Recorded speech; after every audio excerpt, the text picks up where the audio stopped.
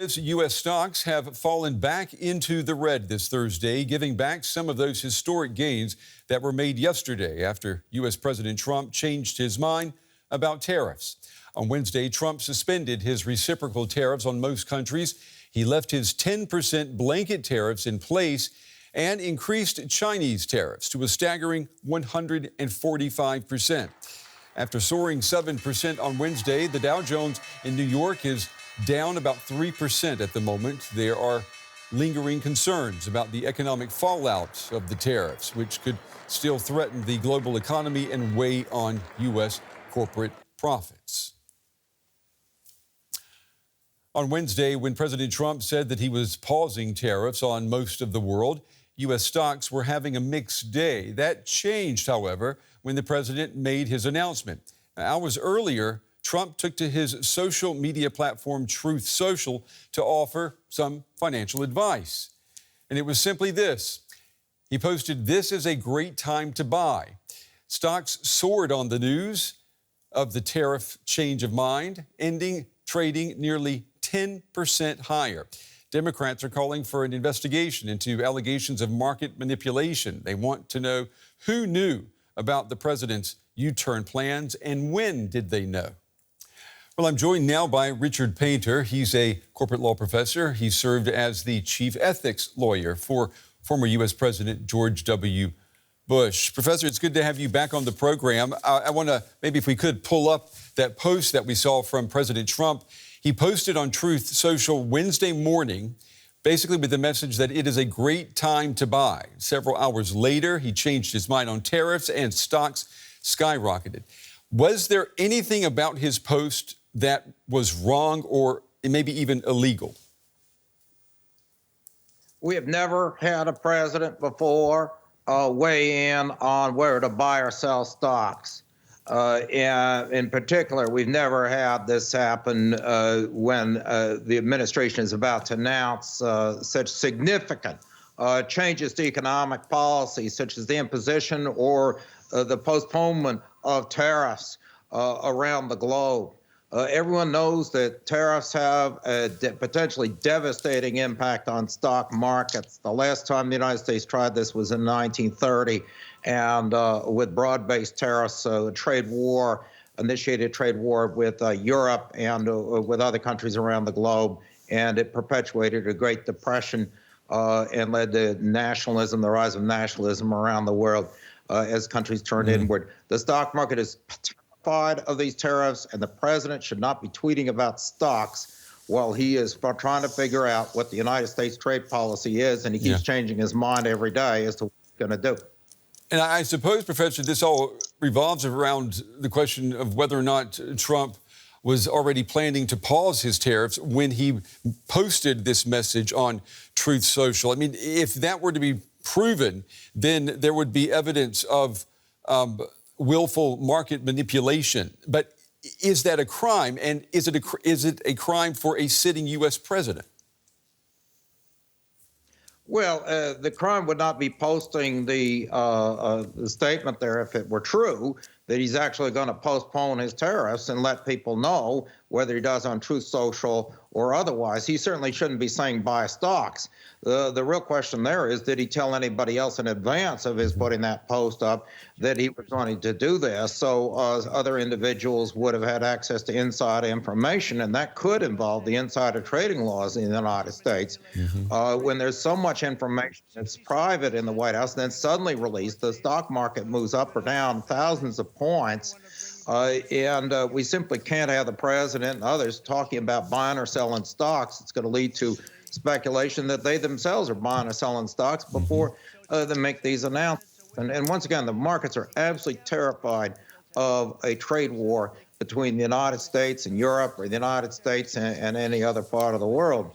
Yeah, your point is well taken, Professor. I mean, the question is now, who in Trump's direct orbit, who was aware of what the president was planning, and did they act? Did they buy shares? Did they profit on this while the public was not able to do so? Some Democrats say this is an insider trading scandal in the making. They want an investigation. Do you think that investigation will ever happen? I don't know. There should be an investigation of who knew what the president's plan was on tariffs and if anybody made trades based on that information. I do not know whether that, in fact, is the case. The president has just created an appearance of market manipulation and that there might be insider trading when he's talking about buying and selling stocks at the same time as he's talking about U.S. trade policy. The Democrats don't have a particularly strong position here politically because they themselves defended Speaker Nancy Pelosi when she and her husband was trading a lot on stocks, and they refused to pass a bill in Congress that would have prohibited members of Congress from trading on stocks while voting on bills that affect those stocks. This has been a problem in the United States government for a long time. Democrats and Republicans are responsible for these conflicts of interest between elected officials, whether presidents or member of Congress, who think they can trade on the stock market while they're making decisions that affect the stock market. It's fundamentally wrong. Americans reject this. This is one of the reasons so many people distrust our government. You know, we've been hearing from a lot of people that we are now in a constitutional crisis in the U.S. So that being said, let me ask you, as a former White House chief ethics lawyer, if you had the ear of President Trump, what would be your advice to him? Well, first, to avoid an economic crisis and an all-out trade war will result in economic crisis. That's what happened in 1930.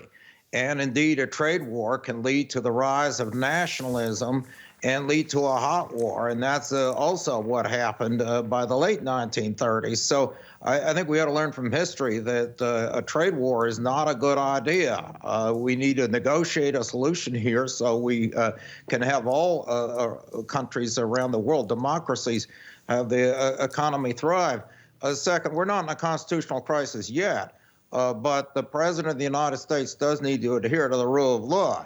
And the test is going to come when the Supreme Court of the United States tells him to do something and he decides whether he's going to obey a court order or not. And we've had extremists of the extreme left, particularly in academia, critical theorists and others, and then the extreme right, who say that the president of the United States doesn't have to obey a court order. And this is extremely dangerous if the president were to step outside the boundaries of our Constitution and decide that he can do anything he wants. We're not there yet, but we need to take a very, very firm position against those on the extreme right and you know, the people on the extreme left too, even though they aren't right now in immediate danger to our country, who argue that executive power can be used for anything that the president wants to do. Professor Richard Painter, as always, Mr. Painter, we appreciate your time and your valuable insights to this. Thank you. Thank you very much. All right, let's go now to financial correspondent Jens Korte. He's in New York. Jens, good to see you. We've got more turmoil, it seems, on stock markets. The trading is down. It's, what, noon there in New York? What's the latest? Brent, yeah, we do see actually quite some pressure again on the stock market. The Nasdaq Composite, so the tech-heavy index, at some point losing another good 5% after, and that's important to mention. We gained more than 12% with the Nasdaq on a Wednesday. By the way, that was the best trading session, or the second best trading session in the history of the Nasdaq Composite. I mean, we got more word that the reason why US President Donald Trump drove some of the higher tariffs back was not necessarily because there was a grand plan, but maybe more because there was so much pressure on the financial markets. The Wall Street Journal is quoting the president saying he could deal with a recession, but not with a depression. So the market is still quite nervous, obviously, at this point. And yet, yesterday, the U.S. president posted on his Truth Social that now is a great time to buy shares. And just a few hours later is when he announced that he is suspending tariffs for most of the world. It looks like to many that this is some form of illegal insider trading being set up. How do you read it? Yeah, I mean, the president also did post stay cool. And then, as you mentioned, it's a good time to get into the stock market. personally, I would say this post went out on True Social, so on a social media platform, that this is not necessarily considered insider trading. But clearly, I mean, there is some talk if maybe some people in the environment of Donald Trump may have leaked some of the plans earlier, and that some investors actually placed options before the news officially broke. But the post on True Social itself, I mean, I'm not a legal expert, but I would say that does not necessarily consider insider trading. And there are some reports about members of Congress who have taken advantage of knowing what the president was planning to do. There is a representative from Georgia. Her name is Marjorie Taylor Greene. According to a disclosure report, she purchased $19,000 worth of Amazon shares on April 7th. Now, that was after Trump's Liberation Day, and it was before his reversal on tariffs yesterday. She will obviously have made a lot of money on that. For our viewers, this could appear to be insider trading. Do you think this is going to become a huge business/political story? Well, Brent, I think what theoretically would be necessary at this point is to have some investigation, for example, by the SEC, what actually went on in the past couple of days, who profited from what trades. The thing with the SEC is, I mean, the head of the SEC, for example, does get appointed by the U.S. administration. Right. So we will have to wait and see if those investigations actually will happen. We already did hear from Adam Schiff. So he's the senator from California, Democrat, and he's asking for an investigation into what happened in the past couple of days. But if those will actually take place remains to be seen. All right. Jens Korte in New York with the latest there on today's Wall Street action. Jens, thank you.